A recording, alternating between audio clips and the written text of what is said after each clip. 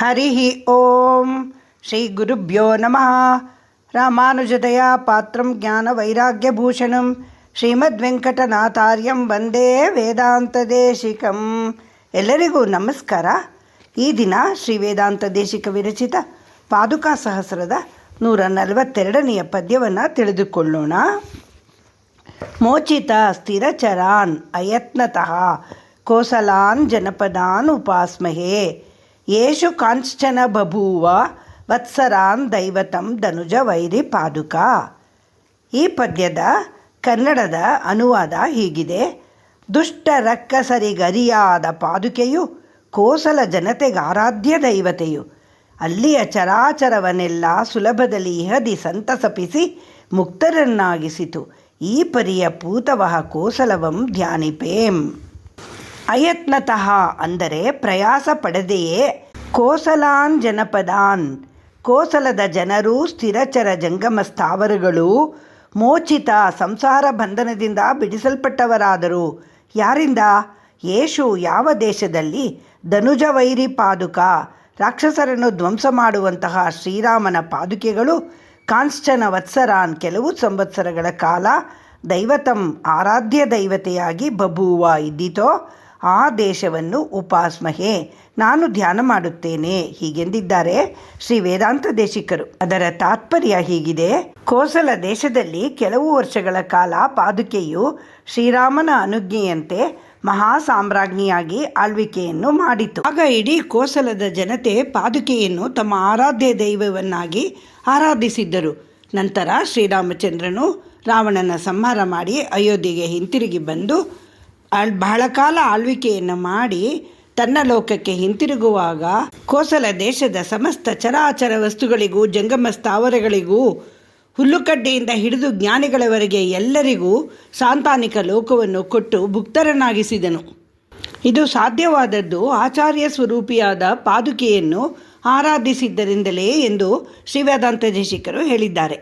ಇಂತಹ ಪುಣ್ಯದ ಕೆಲಸವನ್ನು ಮಾಡುವುದಕ್ಕಾಗಿಯೇ ಎಂಬಂತೆ ಪಾದುಕಾದೇವಿಯು ಶ್ರೀರಾಮನನ್ನು ಬಿಟ್ಟು ಬಂದು ಅವನ ವಿರಹವನ್ನು 14 ವರ್ಷಗಳ ಕಾಲ ಸಹಿಸಿಕೊಂಡಳು.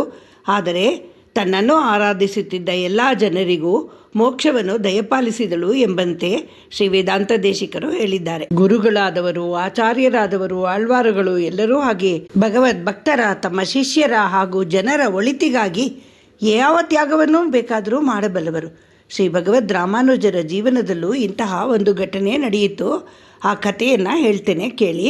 ತಮ್ಮ ಗುರುಗಳಾದ ರಾಮಾನುಜರಿಗಾಗಿ ತಮ್ಮ ಕಣ್ಣುಗಳನ್ನೇ ಕೊಟ್ಟವರು ಕೂರೇಶರು. ಅವರು ರಚಿಸಿರುವ 5 ಸ್ತವಗಳಲ್ಲಿ ಒಂದಾದ ಅತಿಮಾನುಷ ಸ್ತವದಲ್ಲಿ ಅವರು ಆಶ್ಚರ್ಯದಿಂದ ಭಗವಂತನನ್ನು, ಓ ಭಗವಂತನೇ, ನೀನು ರಾಮನಾಗಿ ಅವತರಿಸಿದ್ದಾಗ ಕೋಸಲ ದೇಶದ ಸಕಲ ಚರಾಚರಿಗಳಿಗೂ ಅದು ಹೇಗೆ ಕರ್ಮದ ಬಂಧನವಿಲ್ಲದೆ ಉತ್ತಮವಾದ ಸಾಂತಾನಿಕ ಲೋಕವನ್ನು ಕೊಟ್ಟೆಯಲ್ಲ, ಈ ಸಂಸಾರವೆಂಬ ಸರಪಳಿಯ ಸಂಕೋಲೆಯಿಂದ ಎಲ್ಲವನ್ನೂ ಬಿಡುಗಡೆ ಮಾಡಿಬಿಟ್ಟೆಯಲ್ಲ, ಅದು ಹೇಗೆ ಎಂದು ಕೇಳಿದ್ದಾರೆ. ಶ್ರೀರಾಮಚಂದ್ರ ತನ್ನ ಅವತಾರ ಮುಗಿಸಿ ತನ್ನ ಲೋಕಕ್ಕೆ ಹಿಂತಿರುಗುವಾಗ ಎಲ್ಲರಿಗೂ ಭೇದವಿಲ್ಲದೆ ಮುಕ್ತಿಯನ್ನು ಕೊಟ್ಟನಂತೆ.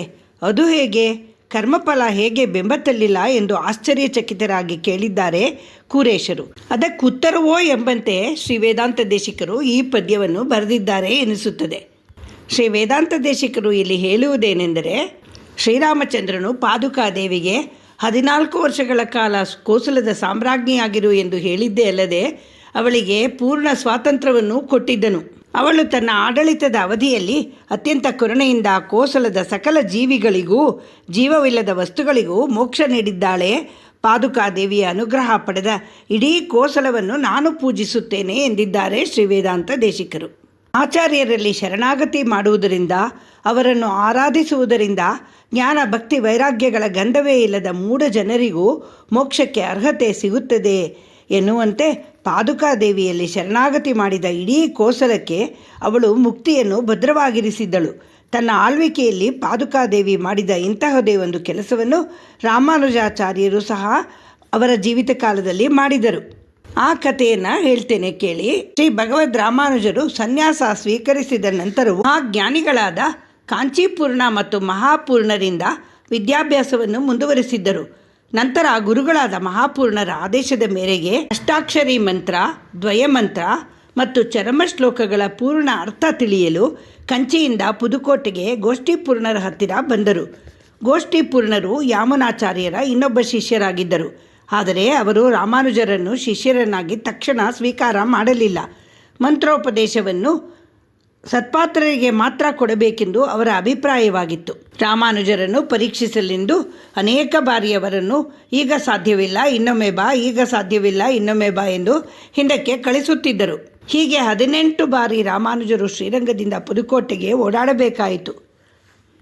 ಕಡೆಗೊಮ್ಮೆ ಗೋಷ್ಠಿಪೂರ್ಣರು ರಾಮಾನುಜರಿಗೆ ಅಷ್ಟಾಕ್ಷರಿ ಮಂತ್ರದ ಗೂಢಾರ್ಥವನ್ನು ಉಪದೇಶ ಮಾಡಿದರು. ಅಷ್ಟಾಕ್ಷರಿ ಮಂತ್ರವು ಸಕಲ ಇಷ್ಟಾರ್ಥ ಸಿದ್ಧಿದಾಯಕ, ಭಕ್ತಿವರ್ಧಕ ಮತ್ತು ವಿರಕ್ತಿಗೆ ಸಾಧನವೆಂದು ತಿಳಿಸಿಕೊಟ್ಟರು. ಯಾರು ಈ ಮಂತ್ರಾರ್ಥವನ್ನು ತಿಳಿದು ಅನುಷ್ಠಾನ ಮಾಡುವವರೋ ಅವರಿಗೆ ಮರಣದ ನಂತರ ಮುಕ್ತಿ ದೊರೆಯುತ್ತದೆ ಎಂದು ಸಹ ತಿಳಿಸಿದರು. ನಂತರ ಶ್ರೀರಾಮಾನುಜರಿಗೆ ಈ ಮಂತ್ರದ ರಹಸ್ಯವನ್ನು ನೀವು ಯೋಗ್ಯತೆ ಇಲ್ಲದವರಿಗೆ ಹೇಳಕೂಡದು ಎಂದು ಕಟ್ಟಪ್ಪಣೆಯನ್ನು ಮಾಡಿದರು. ಆದರೆ ಮಂತ್ರಾರ್ಥವನ್ನು ತಿಳಿದ ರಾಮಾನುಜರು ಅದನ್ನು ತಮ್ಮಲ್ಲಿ ಮಾತ್ರ ಇಟ್ಟುಕೊಳ್ಳಲು ಬಯಸಲಿಲ್ಲ. ಕೆಲವರಿಗೆ ಮಾತ್ರ ಮೀಸಲಾಗಿರಿಸಲು ಮನಸ್ಸು ಒಪ್ಪಲಿಲ್ಲ. ಭವರೋಗ ನಿವಾರಕವಾದ ಪಾಪಹರವಾದ ಈ ಶ್ರೇಷ್ಠ ಮಂತ್ರವನ್ನು ಯಾಕೆ ಗೋಪ್ಯವಾಗಿಡಬೇಕು?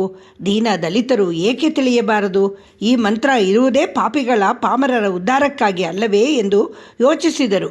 ಗುರುಗಳ ಮಾತನ್ನು ಮೀರಿ ನರಕಕ್ಕೆ ಹೋದರೂ ಪರವಾಗಿಲ್ಲ ಎಂದು, ಜನರ ಉದ್ಧಾರವಾಗಲಿ ಒಳ್ಳೆಯದಾಗಲಿ ಎಂದು ಅವರು ಮೋಕ್ಷ ನೀಡುವ ಶಕ್ತಿಯುತ ಅಷ್ಟಾಕ್ಷರಿ ಮಂತ್ರವನ್ನು ಎಲ್ಲರಿಗೂ ತಿಳಿಸುವ ನಿರ್ಧಾರಕ್ಕೆ ಬಂದರು. ಆಗ ಲಕ್ಷ್ಮೀ ನರಸಿಂಹ ದೇವಾಲಯದಲ್ಲಿ ರಥೋತ್ಸವ ನಡೆಯುತ್ತಿತ್ತು. ತುಂಬ ಜನ ಸೇರಿದ್ದರು. ರಾಮಾನುಜರು ದೇವಾಲಯದ ಗೋಪುರ ಹತ್ತಿ ಎಲ್ಲರನ್ನೂ ಕರೆದರು. ಬನ್ನಿ ಬನ್ನಿ, ನಿಮಗಾಗಿ ಅಮೂಲ್ಯ ಮಂತ್ರವನ್ನು ತಂದಿದ್ದೇನೆ, ಮೋಕ್ಷದ ಮಾರ್ಗವು ನಿಮಗಾಗಿ ತೆರೆದಿದೆ, ಬನ್ನಿ ಎಂದು ಕೂಗಿ ಕೂಗಿ ಹೇಳಿದರು. ಸಾವಿರಾರು ಸ್ತ್ರೀ ಪುರುಷರು, ಅನೇಕ ಜಾತಿಗಳಿಗೆ ಸೇರಿದವರು ಎಲ್ಲರಿಗೂ ರಾಮಾನುಜರು ಘಂಟೋಘೋಷವಾಗಿ ಅಷ್ಟಾಕ್ಷರಿ ಮಂತ್ರವನ್ನು ಉಪದೇಶ ಮಾಡಿದರು. ನಂತರ ಗೋಷ್ಠಿಪೂರ್ಣರು ರಾಮಾನುಜರನ್ನು ಕರೆದು ಗುರುಗಳ ಮಾತನ್ನು ಮೀರಿದರೆ ಏನಾಗುತ್ತದೆ ಎಂದು ಗೊತ್ತಿದೆಯೇ ಎಂದು ಕೇಳಿದರು.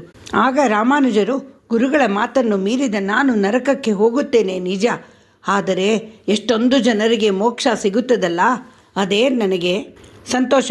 ನಾನು ಒಬ್ಬ ನರಕಕ್ಕೆ ಹೋದರೆ ಪರವಾಗಿಲ್ಲ ಎಂದರಂತೆ. ರಾಮಾನುಜರ ಕರುಣೆ ತ್ಯಾಗಗಳನ್ನು ನೋಡಿ ಗೋಷ್ಠಿಪೂರ್ಣರಿಗೂ ಸಹ ಕಣ್ಣಲ್ಲಿ ನೀರು ಬಂದು ಅವರು ತಮ್ಮ ಶಿಷ್ಯನನ್ನು ಬಾಚಿ ತಬ್ಬಿಕೊಂಡರಂತೆ. ಹೀಗೆ ಗುರುಗಳಾದವರು, ಆಚಾರ್ಯರಾದವರು ತಮ್ಮ ತ್ಯಾಗದಿಂದ ತಮ್ಮ ಭಕ್ತರನ್ನು, ಶಿಷ್ಯರನ್ನು ಉದ್ಧಾರ ಮಾಡುವಂತೆ ಪಾದುಕಾದೇವಿಯು ಸಹ ತನ್ನ ತ್ಯಾಗದಿಂದ ಕೋಸಲ ಜನತೆಯನ್ನು ಉದ್ಧಾರ ಮಾಡಿದಳು ಎಂದಿದ್ದಾರೆ ಶ್ರೀ ವೇದಾಂತ ದೇಶಿಕರು. ಈ ಪದ್ಯದಲ್ಲಿ ನಾವು ಗಮನಿಸಬೇಕಾದ ಸಂಗತಿ ಏನೆಂದರೆ, ಜ್ಞಾನ ಭಕ್ತಿ ವೈರಾಗ್ಯಗಳಿಗೆ ಹೆಸರಾದ ಶ್ರೀ ವೇದಾಂತ ದೇಶಿಕರು ನಾನು ಪರಬ್ರಹ್ಮ ವಸ್ತುವನ್ನು ಆರಾಧಿಸುತ್ತೇನೆ ಎನ್ನಲಿಲ್ಲ, ಶ್ರೀರಾಮಚಂದ್ರನನ್ನು ಆರಾಧಿಸುತ್ತೇನೆ ಎನ್ನಲಿಲ್ಲ, ನಿತ್ಯ ಸೂರಿಯಾದ ವಿಶ್ವಕ್ಸೇನರನ್ನು ಆರಾಧಿಸುತ್ತೇನೆ ಎನ್ನಲಿಲ್ಲ, ವಿಶ್ವಕ್ಸೇನರ ಅವತಾರವಾದ ನಮ್ಮಾಳ್ವಾರರನ್ನು ಆರಾಧಿಸುತ್ತೇನೆ ಎನ್ನಲಿಲ್ಲ, ನಮ್ಮಾಳ್ವಾರರ ಸ್ವರೂಪಿಯಾದ ಪಾದುಕಾದೇವಿಯನ್ನು ಆರಾಧಿಸುತ್ತೇನೆ ಎನ್ನಲಿಲ್ಲ, ಭಗವದ್ಭಕ್ತರಾದ ಕೋಸಲದ ಜನರನ್ನು ಆರಾಧಿಸುತ್ತೇನೆ ಎನ್ನಲಿಲ್ಲ, ಕೋಸಲ ದೇಶವನ್ನೇ ಆರಾಧಿಸುತ್ತೇನೆ ಎಂದಿದ್ದಾರೆ. ಕುಲಶೇಖರ ಆಳ್ವಾರರು ಹೇಳುವಂತೆ ತದ್ಭೃತ್ಯ ಭೃತ್ಯ ಪರಿಚಾರಕ ಭೃತ್ಯ ಭೃತ್ಯ ಭೃತ್ಯಸ್ಯ ಭೃತ್ಯ ಇತಿ ಮಾಂ ಸ್ಮರಲೋಕನಾಥಃ ಎಂದು. ನಿನ್ನ ದಾಸರ ದಾಸರ ದಾಸರ ದಾಸ ನೆನಿಸೋ ಸಿರಿಪುರಂದರ ವಿಠಲ ಎಂದು ದಾಸರು ಹಾಡಿರುವಂತೆ, ದಾರಿ ಯಾವುದಯ್ಯ ವೈಕುಂಠಕ್ಕೆ?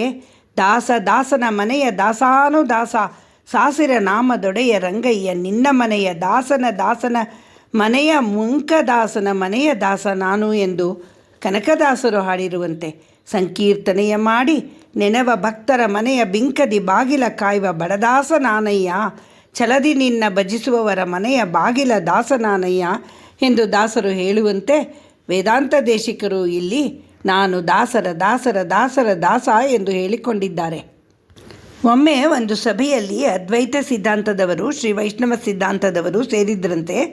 ಯಾರಿಗೆ ಯಾರೂ ಕಮ್ಮಿ ಇಲ್ಲ, ಅವರವರ ಸಿದ್ಧಾಂತಗಳಲ್ಲಿ ಸಂಪೂರ್ಣ ನಂಬಿಕೆ ಇಟ್ಟವರು, ಭಗವಂತನ ಶ್ರೇಷ್ಠ ಅನುಯಾಯಿಗಳು. ಅದ್ವೈತಿಗಳು ಸೋಹಂ ಎಂದರಂತೆ. ಆಗ ವಿಶಿಷ್ಟಾದ್ವೈತಿಗಳು ಅಂದರೆ ಶ್ರೀ ವೈಷ್ಣವರು ಆ ಸೋಹಂ ಹಿಂದೆ ದಾ ಎಂದು ಸೇರಿಸಿ ದಾಸೋಹಂ ಎಂದರಂತೆ. ಆಗ ಅದ್ವೈತಿಗಳು ನಾವೇನು ಕಮ್ಮಿ ಎಂದು ದಾಸೋಹಂ ಹಿಂದೆ ಸ ಸೇರಿಸಿ ಸದಾಸೋಹಂ ಎಂದರಂತೆ. ಆಗ ಅದರ ಹಿಂದೆ ಮತ್ತೆ ದಾ ಸೇರಿಸಿ ದಾಸ ದಾಸೋಹಂ ಎಂದರಂತೆ ಶ್ರೀ ವೈಷ್ಣವರು. ಹೀಗೆ ಅವರು ಸದಾಸೋಹಂ ಎಂದು ಸದಾಸೋಹಂ ಸದಾಸೋಹಂ ಎನ್ನುತ್ತಿದ್ದರೆ ಇವರು ದಾಸದಾಸೋಹಂ ದಾಸದಾಸೋಹಂ ಎನ್ನುತ್ತಿದ್ದರಂತೆ. ಎರಡೂ ಪರಬ್ರಹ್ಮ ತತ್ವವನ್ನು ತಲುಪಲು ರಾಜಮಾರ್ಗಗಳೇ. ದಾರಿ ಬೇರೆಯಾದರೂ ಗುರಿ ಒಂದೇ. ಕಾಲಕ್ಕೆ ತಕ್ಕಂತೆ ಪರಿಸ್ಥಿತಿಗಳಿಗೆ ತಕ್ಕಂತೆ ಜನರಿಗೆ ಪರಬ್ರಹ್ಮ ವಿದ್ಯೆಯನ್ನು ತಿಳಿಸಿಕೊಟ್ಟು ಉದ್ಧಾರ ಮಾಡಿದವರು ಶ್ರೀ ಶಂಕರಾಚಾರ್ಯರು ಹಾಗೂ ಶ್ರೀ ರಾಮಾನುಜಾಚಾರ್ಯರು ಮತ್ತು ಮಧ್ವಾಚಾರ್ಯರು. ದ್ವೈತ ಸಿದ್ಧಾಂತವನ್ನು ಎತ್ತಿ ಹಿಡಿದರೂ ಅವರೂ ದಾರಿ ತೋರಿದ್ದು ಪರಬ್ರಹ್ಮ ತತ್ವಕ್ಕೆ. ಮೂರೂ ಜನ ಆಚಾರ್ಯರಿಗೂ ನಮೋ ನಮಃ. ಇಲ್ಲಿ ವೇದಾಂತ ದೇಶಿಕರು ಶ್ರೀ ವೈಷ್ಣವ ಗುರುಪರಂಪರೆಯನ್ನು ಮುಂದುವರಿಸುತ್ತಾ ಭಗವಂತನ ಪಾದುಕೆಗಳ ಮಹಿಮೆಯನ್ನು ಅದ್ಭುತವಾಗಿ ತಿಳಿಸಿಕೊಟ್ಟಿದ್ದಾರೆ. ಏಸು ಜನ್ಮದ ಸುಕೃತವೋ ದಾಸನಾಗುವುದಕ್ಕೆ ಎಂದು ಕೋಸಲ ದೇಶಕ್ಕೆ ದಾಸ ನಾನು, ಕೋಸಲ ದೇಶವನ್ನು ಆರಾಧಿಸುತ್ತೇನೆ ಎಂದಿದ್ದಾರೆ ಶ್ರೀ ವೇದಾಂತ ದೇಶಿಕರು. ಶ್ರೀಮತೆ ನಿಗಮಾಂತ ಮಹಾದೇಶಿಕಾಯ ನಮಃ. ಶ್ರೀ ರಂಗನಾಥ ದಿವ್ಯಮಣಿ ಪಾದುಕಾಭ್ಯಾಂ ನಮಃ.